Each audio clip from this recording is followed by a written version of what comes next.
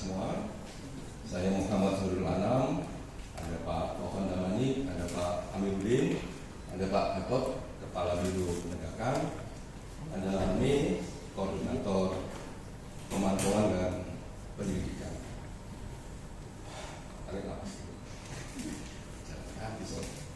Ya, seperti yang rekan-rekan semuanya ketahui, bahwa hari ini tadi mulai jam 2, persis jam 2, kami mulai menggali informasi keterangan dari pihak kepolisian terkait meninggalnya almarhum Ustadz Maher selama proses hukum sedang berlangsung. Nah, tadi pihak kepolisian yang datang adalah tim dari cyber dan tim dari kedokteran RS Polri.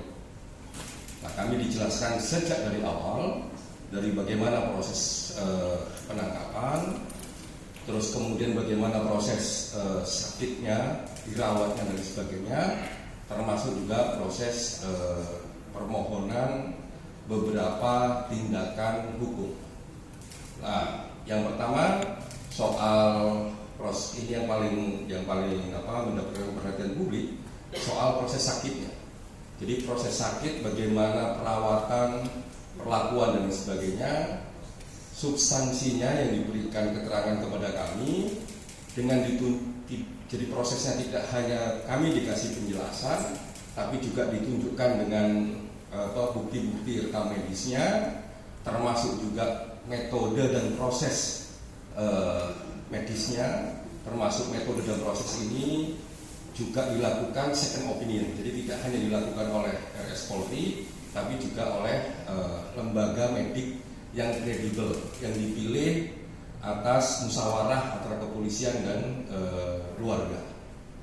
Nah, kesimpulannya adalah ini kesimpulan soal proses sakit dan proses perawatan sakitnya, antara yang kami peroleh dari keterangan keluarga dan yang kami peroleh dari keterangan kepolisian tadi, termasuk juga kedokterannya sama. Yang intinya adalah satu, bahwa memang meninggal karena sakit. Jadi bukan kalau di sosmed ada karena tindakan yang lain, nggak ada. Jadi memang karena sakit. Yang kedua, proses perawatan selama sakit itu juga keterangan yang kami peroleh dari pihak keluarga maupun dari pihak kepolisian maupun juga dari pihak dokternya dirawat dengan baik. Jadi itu, jadi tidak ada perbedaan antara soal proses perawatan, proses sakit dan sebagainya. Bahkan baik pihak keluarga maupun pihak kepolisian ketika kami konfirmasi bagaimana prosesnya ini, apakah bisa akses secara cepat, bisa akses secara leluasa dan sebagainya terhadap proses perawatan sakitnya, dikatakan sama-sama baik, bahkan beberapa kali ada treatment khusus gitu. Treatment khusus itu kelonggaran, terus kapan pun bisa mengunjungi, melihat, bahkan beberapa titik juga tidak hanya keluarga tapi juga komunitasnya disuruh melihat langsung dan sebagainya, termasuk juga teman-teman yang mendampingi secara hukum itu bisa melihat proses perawatan sakitnya. Nah, terkait soal penegakan hukumnya, pengajuan soal pembantaran dan sebagainya, kalau soal pembantaran memang dikabulkan. Makanya ada proses perawatan di rumah sakit Polri, itu pembantaran.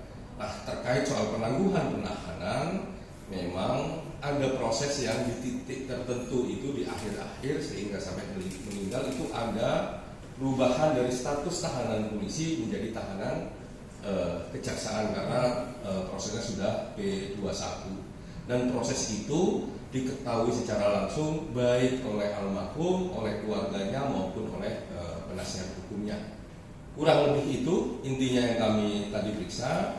Kami mendapatkan keterangan